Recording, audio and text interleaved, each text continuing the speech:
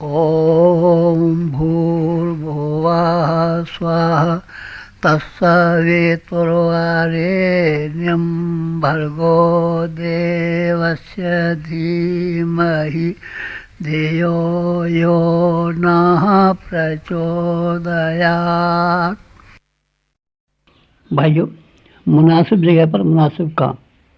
नागपुर के संतरे अगर आप अपने यहाँ बोना चाहें तो मीठे नहीं होंगे। बम्बई वाला केला जो उस जमीन में पैदा होता है दूसरी जगह नहीं हो सकता। लखनऊ का आम सारी दुनिया में मशहूर है। अगर वही आम अपने गांव में आप बोएं तो उतना मीठा नहीं होगा जैसे वहाँ का होता है। मरियागिरी का चंदन जितना खुशबूदार होता है उतना ही चंदन, उसी चंदन का पेड़ आप ले आए और अपने गांव के बगीचे में लगा दें तो उतना खुशबूदार नहीं होगा। देवकंद, जहाँ हम हिमालय पर रहे थे वहाँ एक लंबी वाली शकरकंद जैसी होती है और वो कई दिन तक खाने के लिए काम आ जाती है। शकरकंद वो आपके यहाँ बीज दे दें तो आप बोलेंगे नहीं, पर वो पैदा नहीं होंगे। ब्रह्म कमल, जो कि द्रौपदी ने भीम से आग्रह किया था कि तुम ब्रह्म कमल ला करके दो, ये कहाँ होता है? ये उत्तराखंड में जहाँ गोमुख है उसके आगे तपोवन के नज़दीक ये ब्रह्म कमल होता है। कमल का फूल जमीन पर खिलता है, पानी में नहीं। ये वो जगह पर होता है। आप वहाँ से ले आए बीज ब्रह्म कमल के अपने घर बोना चाहें तो हो सकता है ना, वहाँ नहीं हो सकता। जगह का अपनी महत्ता होती है। हिमालय की अपनी महत्ता है। सारे ऋषियों ने वहीं निवास किया था। स्वर्ग भी पहले वहीं था। ऋषियों की भूमि भी वहीं है। बड़ी सामर्थ्यवान, बड़ी संस्कारवान भूमि है। तो वहाँ हमको भेजा गया और अब हम यहाँ हैं। आपका भी कभी मन हो तो आप आना। गंगा का किनारा, गंगा अपनी आध्यात्मिक शक्तियों को भरे हुए पड़ी है। न केवल उसके पीने के पानी में है कि जहाँ होकर के बहती है वहाँ का वातावरण भी कुछ विशेष रूप से होता है। सप्त ऋषियों की भूमि, यहाँ 7 ऋषियों ने जो अभी भी ऊपर आसमान में दिखाई पड़ते हैं, उनकी जो भूमि है सप्तऋषि भूमि, वो भी वही है जहाँ आपका ये शांति कुंज बना हुआ है। और प्राण, इस तरह के प्राण जिनके नज़दीक जाने से सिंह और गाय घाट पानी पीने लगती हैं, ऐसे प्राणवान भी होते हैं, सिद्ध पुरुष भी होते हैं। हम वहाँ ऐसे स्थान पर आए हैं। यहाँ आकर के हमने आपकी भावनाओं को स्मरण दिलाने के लिए ये भी बना दिया है, हिमालय का मंदिर बना दिया है। हिमालय का मंदिर कहीं नहीं मिलेगा आपको। ये देवात्मा हिमालय है। लोगों ने देवताओं के मंदिर बनाए हैं, अमुक के मंदिर बनाए हैं, तमुक के मंदिर बनाए हैं, पर हिमालय का मंदिर सिर्फ आपको यहीं देखने को मिलेगा। हमने ये भी बनाया है। और सप्तऋषियों की भूमि और कहाँ है बताइए आप? कहीं यही है जहाँ आजकल शांति कुंज बना हुआ है, पहले यही थी। यहाँ से थोड़ी सी ज़मीन काट ली गई है, इसलिए शांति कुंज वाली ज़मीन में जो पानी हजारों वर्षों से बहता था बंद हो गया है। इसके बगल में बहती है, वहाँ भी रास्ता बना दिया है। ये क्या है? ये प्रतीक क्यों बना दिया? प्रतीकों का भी अपना महत्व है। एकलव्य ने द्रोणाचार्य का प्रतीक बना दिया था। रामचंद्र जी ने शंकर जी को जानते तो थे। जब वो वनवास में गए थे तो रोते हुए जब वो फिर रहे थे रामचंद्र जी, तो उनकी धर्मपत्नी ने, सती ने कहा ये तो कैसे भगवान है, रोते फिरते हैं। ये प्रतीक थे। वो प्रतीकों की आवश्यकता, तो उन्होंने शंकर जी के मंदिर का स्थापना की थी रामेश्वरम पर। और तिरंगा झंडा अपना ये प्रतीक है। कम्युनिस्टों का भी झंडा होता है। प्रतीकों को नहीं मानते, कैसे नहीं मानते? रावण की झंडे को हम फाड़े, देखिए कैसा बल लगेगा, नहीं लगेगा। मुसलमान प्रतीकों को नहीं मानते। मक्का मदीना में संगे अस्वद रखा हुआ है, उसका चुम्बन लेते हैं। समस्त देवालय, हिमालय का मंदिर कहीं था नहीं, ऋषियों की परंपरा थी नहीं, तो वो हमने जो एक बड़ा अभाव था भारतवर्ष का, वो दूर किया है, ताकि साधना की दृष्टि से कोई आदमी आना चाहे, हम आना चाहें, आप आना चाहें, तो इस स्थान पर एक बड़ा भारी महत्वपूर्ण लाभ उठा सकें। इसलिए ये बनाया गया है। मुनासिब जगह पर मुनासिब काम क्या? यहाँ इस हिमालय में बहुत सारे ऋषि रहे हैं, और ऋषि जो भी आए सब हिमालय आए हैं। और हिमालय के उन ऋषियों का स्मरण दिलाने के लिए हमने ये कोशिश की है कि जो उन्होंने काम किए थे उनको समेट करके थोड़ा थोड़ा, पूरा न सही, थोड़ा थोड़ा काम करें तो अच्छा होगा। और हमने वो किया है। व्यास जी ने 18 पुराण लिखे थे, दर्शन भी लिखे थे। पुराणों का और दर्शनों का लिखता हम नहीं सके, पर हमने अनुवाद किया है, वेदों का अनुवाद किया है। व्यास जी ने जो काम किए थे उस रास्ते पर हम भी चले हैं। और वो जहाँ आप जब शांत कुंज जाएंगे तो आप देखेंगे कि उसकी निशानी यहाँ भी विद्यमान है। पतंजलि ने योगाभ्यास किया था गुप्त काशी में रह करके। आप जब आएंगे तो आप देखेंगे कि आपको जो यहाँ कल्प साधना शिविर कराए जाते हैं, दूसरे शिविर कराए जाते हैं, यहाँ योगाभ्यासों का, प्राणायामों का विधि और विधान आपको सीखने को मिलता है कि नहीं मिलता है। हमने भी किए हैं, हमने भी किए हैं योगाभ्यास, और आप भी सीख सकते हैं। याज्ञवल्क्य ऋषि हुए हैं पुराने ज़माने में, और उनका त्रिगु नारायण में स्थान बना हुआ है। उन्होंने यज्ञ के संबंध में शोध की, यज्ञ से किस तरीके से मनुष्यों के शारीरिक और मानसिक रोगों का निराकरण होना संभव है, और यज्ञ से कि किस तरीके से प्रकृति का वातावरण को ठीक किया जाना संभव है। ऐसी बहुत सी बातें जिनकी महत्ता थी, लोग बाग भूल भाल गए थे, ऐसे हवन कर लेते थे सुगंधी फैलाने के लिए। हमने उसको फिर से वैज्ञानिक उसका शोध करके, उन्होंने जैसे कि याज्ञवल्क्य ऋषि ने किया था, लगभग उसी तरीके से यहाँ शांत कुंज में भी हमने कोशिश की है कि वो परंपराएं चलें। विश्वामित्र ऋषि थे, विश्वामित्र ऋषि है गायत्री के। गायत्री मंत्र जब हम बोलते हैं तो उसका विनियोग है सविता पिता विश्वामित्र ऋषि, गायत्री छंद विनियोग है, ये विनियोग है। इसमें विश्वामित्र से इसकी प्रारंभिक दृष्टा, तो वो विश्वामित्र का यह स्थान भी बना हुआ है, गायत्री का मंदिर भी बना हुआ है शांत कुंज पर। हमने भी किया है। विश्वामित्र की को भी हम गुरु मानते हैं, जो हमारे हिमालय वाले गुरु हैं। अगर विश्वामित्र हों तो आप अचंबा मत मानना। भागीरथ ने हिमालय पर तप किया था, और तप करके ज्ञान की गंगा को लाए थे। यहाँ गंगा को लाए थे, गंगा आई, और गंगा को बेचारे भागीरथ ने जब देखा कि हमारे बूते का नहीं है, और जो गंगा की अब ये कहने लगी कि जब मैं ज़मीन पे गिरूंगी तो सुराख हो जाएगा, तो तुम कैसे मुझे बुलाते हो स्वर्ग से ज़मीन पर। तो उन्होंने, शंकर जी ने उनकी मदद की। शंकर जी ने अपनी जटाएं फैला दी, और स्वर्ग से जब गंगा आई थी तो पहले उन पर शंकर जी की जटाओं में आई, पीछे ज़मीन पर गिरी, भागीरथ आगे आगे चले, इसलिए भागीरथी नाम कहलाया। तो सब मालूम है आपको। ठीक इसी तरीके से भागीरथ तो हम नहीं हैं, पर भागीरथ का जो स्थान था गंगोत्री के पास जो गौरी कुंड है, गौरी कुंड के पास एक शिला है जिसका नाम भागीरथ शिला है। वहाँ बैठ करके एक अनुष्ठान हमने भी किया था 1 साल का, और हम भी ज्ञान गंगा को लाए हैं। ये ऋषियों की परंपरा है। ऋषियों की कोशिश की है कि ऋषिगण जिस रास्ते पर चले हैं उसकी की कोशिश करें, उस रास्ते पर चले जिस वजह से हिमालय धन्य हुआ। हिमालय में क्या बात है, इससे ऊंचे और पहाड़ हैं, बहुत सारे पहाड़ हैं, सारी दुनिया में पहाड़ हैं, पहाड़ों की कोई कमी है क्या।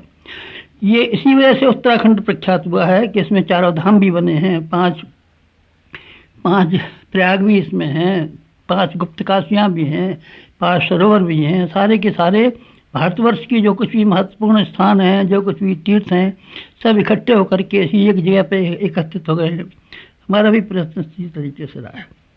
परशुराम जी का नाम सुना आपने? परशुराम जी जो थे उनको शंकर भगवान ने कुल्हाड़ा दिया था, और वो यमुना जी को लाए थे।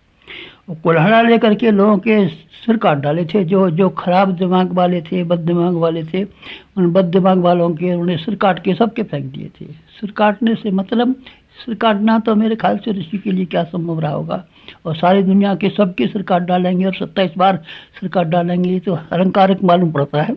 पर दिमाग बदल जरूर दिए होंगे। दिमाग बदलने के लिए विचार क्रांति की दृष्टि से हम लगभग वही काम करते हैं जो कि परशुराम जी ने फरसा को लेके किया था। फरसा तो हमारे हाथ में नहीं है, पर कलम है और वाणी दोनों ही चीज़ें हमारे हाथ में है, और उन दोनों चीज़ों के सहारे हम लोगों के दिमागों को बदलने के लिए निरंतर कोशिश करते हैं। यमुना जी को भी बुलाए थे, और फरसा भी लिए फिरते थे परशुराम जी भी ऋषि थे। लगभग वही काम हमने भी किया है।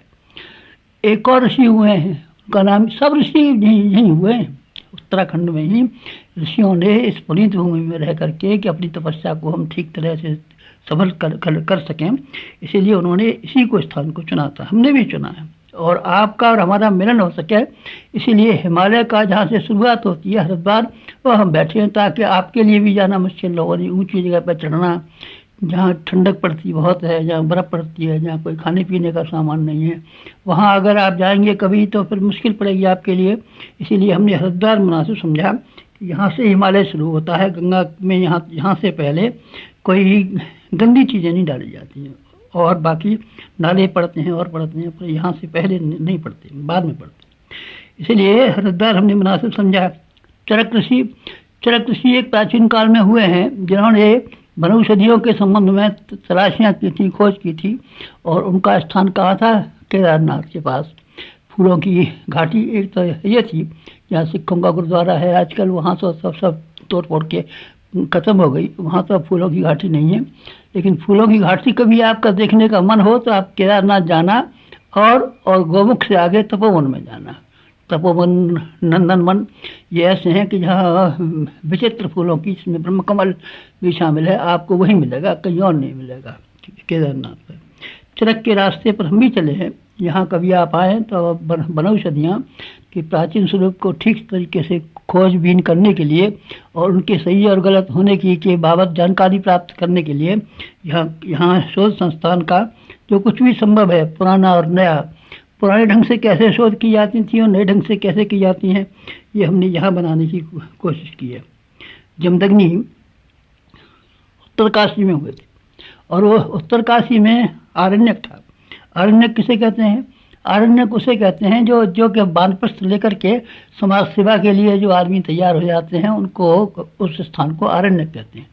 गुरुकुल छोटे बच्चों का होता है, विद्यार्थियों का होता है।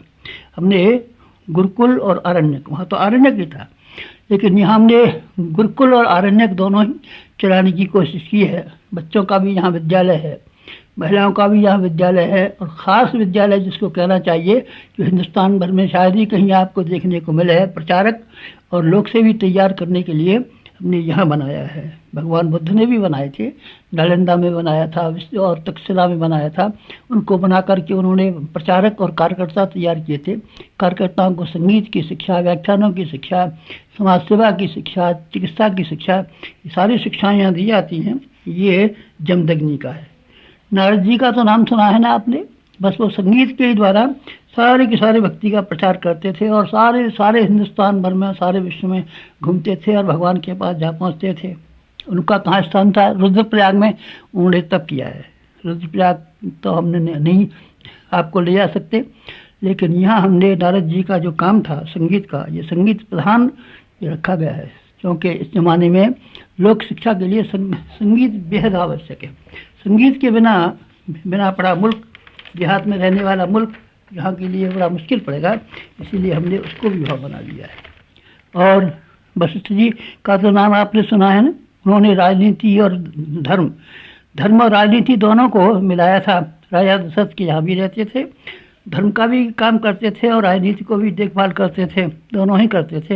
हमारी ज़िंदगी भी कुछ इसी तरह की गई है। 4.25 वर्ष तो जेल खाने रहना पड़ा, लगभग 25 साल, सन 30 से लेकर के सन 42 तक 22 साल के करीब हम दिन और रात राजनीति में हम रहे हैं, और समाज को ऊंचा उठाने के लिए और अंग्रेज़ों को भगाने के लिए, देश की आज़ादी के लिए हमने वो काम किया है। वशिष्ठ भगवान भी यही काम करते थे। वो देवप्रयाग में थे, वहाँ पीछे उनको भी ले गए थे, रामचंद्र जी को, लक्ष्मण जी को, भरत शत्रुघ्न को। हम भी आपको लेके आएंगे, हमारे बच्चे तो क्या आएंगे, पर आप आ सकते हैं, आप भी तो हमारे बच्चे हैं।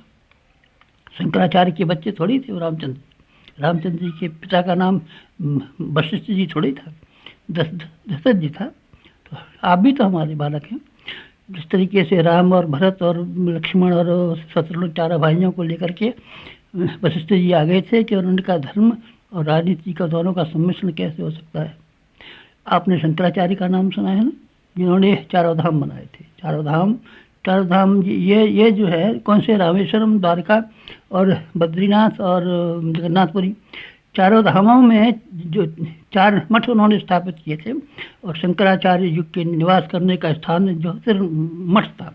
ज्योतिर्मठ के पास शहतूत का एक था पेड़, उसी के नीचे उनकी गुफा थी, वहीं रहते थे और वहीं उन्होंने अपने ग्रंथ लिखे थे और वहीं तप किया था, और वहीं जो कुछ भी काम कर सकते थे धाम बनाने का, वो भी ये योजनाएँ वहीं से चलाई थी।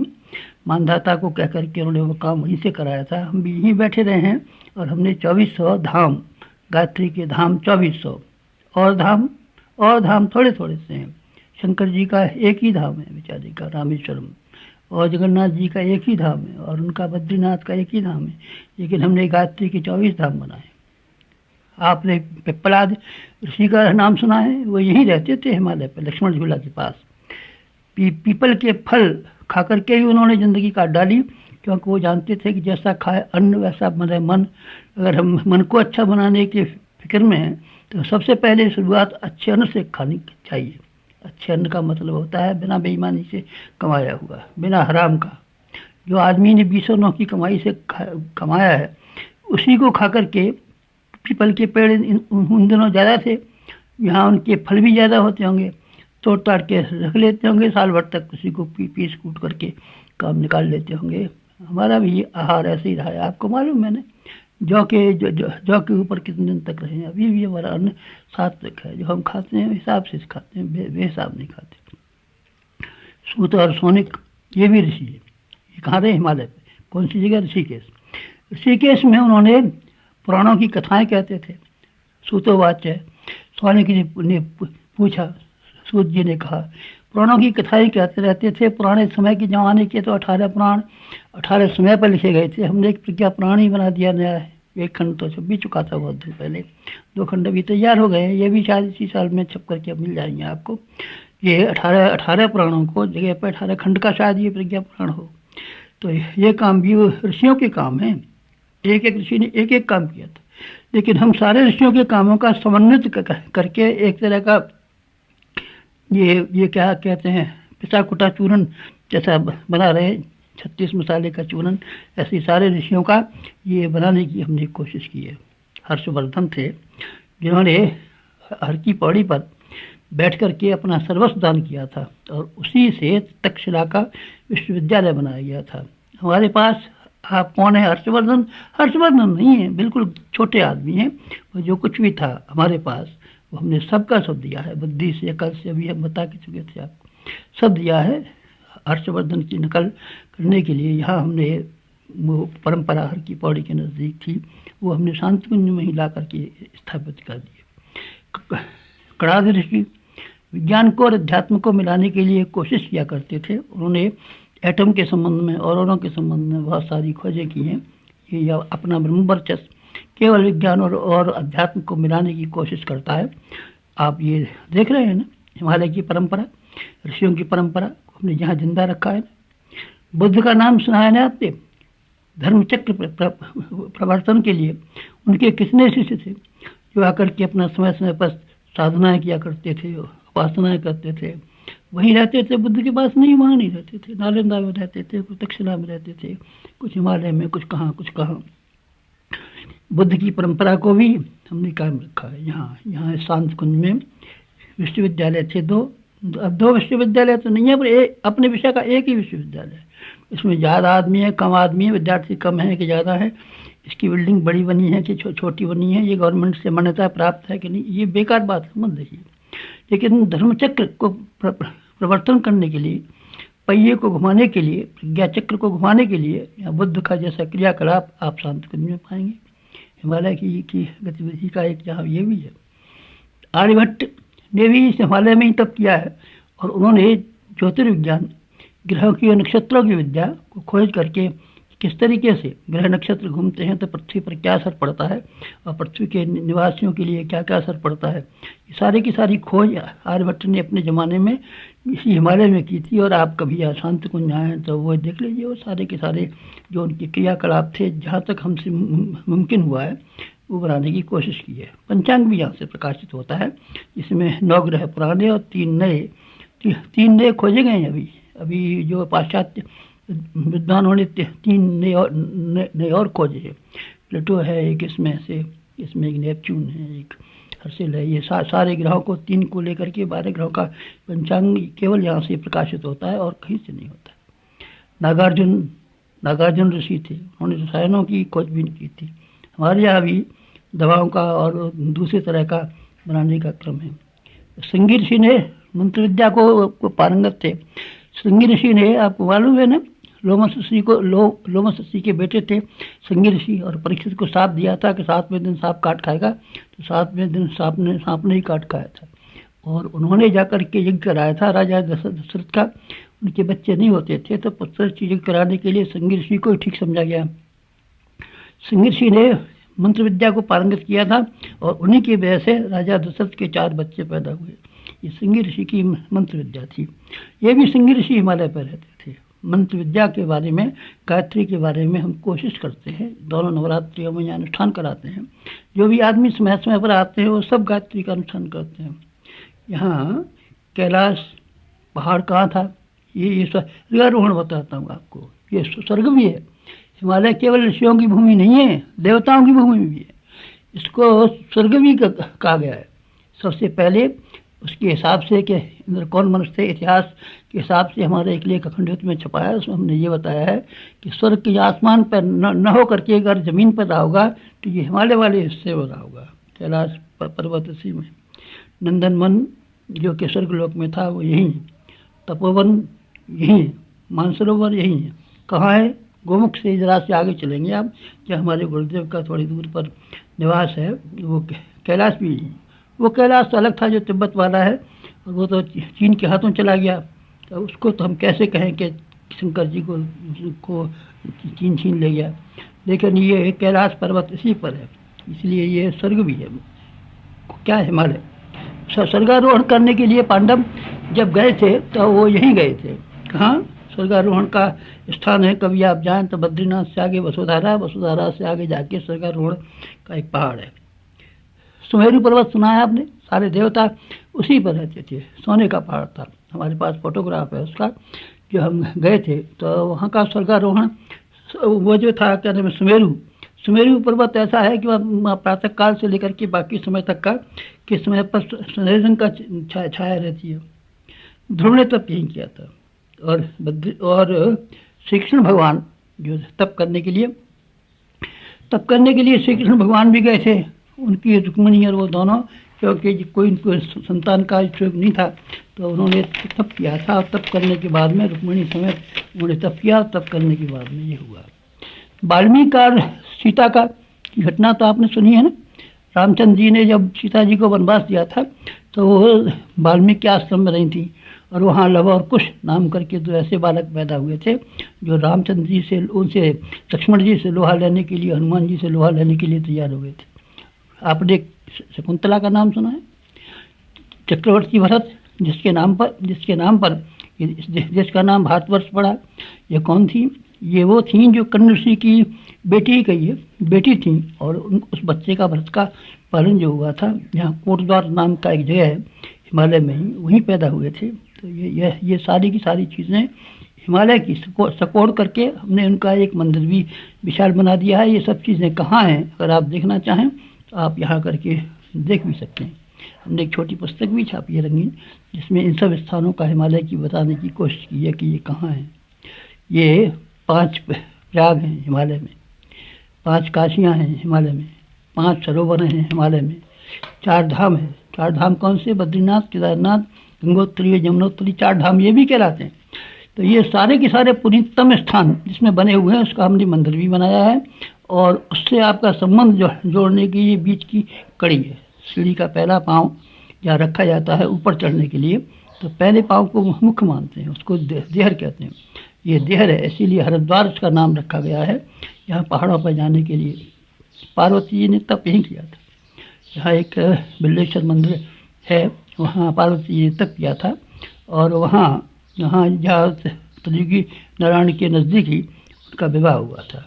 वो भी पार्वती जी और शिव का यही था। यही पहली कन्या, पार्वती जी की पहली बहन जो सती थी, सती भी यहाँ दक्ष प्रजापति नाम करके स्थान है। दक्ष थे, वैज्ञानिक थे, जिनका सिर काटा गया था और महादेव जी उनसे नाराज हो गए थे। वो यही थे। ये देवात्मा हिमालय है, बड़ा शानदार हिमालय है। इसका क्या कहें? आपसे क्या अनुरोध है? हम तो सारी ज़िंदगी के लिए चले आए, मरेंगे तो अभी इधर ही कहीं मरेंगे। लेकिन आपसे हमारी एक प्रार्थना है कि ऐसा पुनीत स्थान आपके जीवन में कहीं न कहीं जुड़ा रहना चाहिए। हमको ज़िंदगी भर में 3 बार हमारे गुरु ने 1-1 वर्ष के लिए बुलाया बैटरी चार्ज करने के लिए। बैटरी जब ढीली हो जाती हैं गाड़ियों की तो फिर उसको दोबारा चार्ज कर देते हैं, फिर वो बैटरी काम करने लगती है।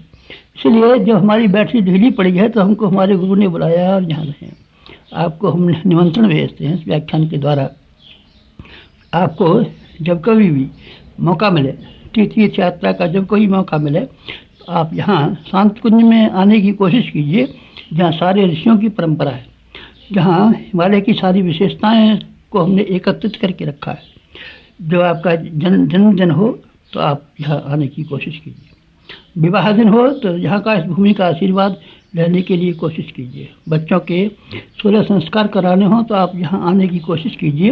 और बच्चों के संस्कार कराने के लिए पवित्र स्थान को लोग तलाश करते हैं, किसी देवी के यहाँ किसी तीर्थ में संस्कार कराते हैं, आप भी यहाँ आ सकते हैं। श्राद्ध और तर्पण कराने के लिए भी ऐसा नियम है कि यहाँ बद्रीनाथ के पास एक ब्रह्म कपाली नाम का स्थान है, वहाँ लोग तर्पण कराते हैं, गया में तर्पण कराते हैं, श्राद्ध कराते हैं। आप चाहें तो हरिद्वार में भी कराते हैं, लेकिन वो स्थान, दूसरे स्थान कैसे और कहाँ, इसके बारे में हमें कुछ कहना नहीं है, लेकिन हमारा जो स्थान है ये बहुत शानदार स्थान है। यहाँ जो भी आते हैं नवरात्रि के दिनों में हमेशा सबका 24-24 हज़ार के हजारों सैकड़ों आदमी आ जाते हैं और 24 लाख के कितने अनुष्ठान हो जाते हैं। तो इस भूमि को संस्कार बनाया जाएगा। शिक्षण का भी सारी व्यवस्था यहाँ है। शिक्षण के लिए आपका कोई मन हो कि गुरुजी ने जो सीखा था उसको चल कर के हम भी सीखें, तो यहाँ 10 दिवसीय शिविर भी होते हैं, 1 महीने के शिविर भी होते हैं, दोनों ही शिविर होते हैं। है तो छोटा स्थान, पर आप ऐसे मान लीजिए कि गणेश जी जो थे उन्होंने राम नाम लिख करके सारा चक्र परिक्रमा लगा ली थी, और सारा परिक्रमा लगाने के बाद में उनको सारे के सारा पुण्य मिल गया था, जो कि विश्व की परिक्रमा के मिलना चाहिए था।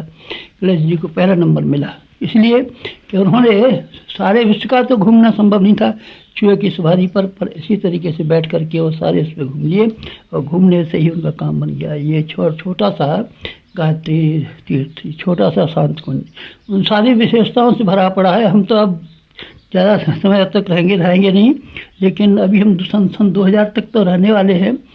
ये शरीर से नहीं तो बिना शरीर से रहेंगे, सूक्ष्म शरीर से रहेंगे, तो हमारी प्रेरणा बराबर इस स्थान पर छाई रहेगी और आपको बराबर वो लाभ मिलता रहेगा जो कि मिलना चाहिए। बहुत शानदार जगह है शांत कुंज, इन सारे ऋषियों का, यहाँ के 24 गायत्री के 24 ऋषियों 24 ऋषियों का सार यहाँ है। यहाँ के वो ऋषि जो करते थे, वो ऋषियों की परंपरा का सार देखने का हो तो आपको यहाँ है। ये तीर्थों में ऐसा तीर्थ है कि यहाँ आकर के आप कभी उपासना करें तो जिस तरीके से नागपुर के संतरे, मुंबई के केले फलदायक होते हैं, आप ठीक उसी तरीके से फलदायक पाएंगे। ये शांति कुंज तीर्थ हमने बनाया है, बस समझना चाहिए कि ये आपके लिए बनाया है। हिमालय बना होगा तो हमारे गुरु ने हमको यहाँ खींच करके हिमालय बुलाया और हिमालय पर रखा, हम आपको खींच करके ये बुलाना चाहते हैं। आप शांत कुंज में आया करें और जब भी मौका मिला करें, साल भर में एक बार किसी प्रकार से आने की कोशिश किया करें। अगर आप कोशिश किया करेंगे तो यहाँ के जाने आने में जो आपका समय लगा है, जो पैसा लगा है, जो कुछ भी चीज़ें लगी है, वो सब साकार, जो सब सार्थक सिद्ध होंगी, निरर्थक सिद्ध नहीं होंगी। आप ये शांति कुंज जा करके ये नहीं ख्याल करेंगे कि हम निरर्थक आए और हमने बेकार टाइम कमाया। बस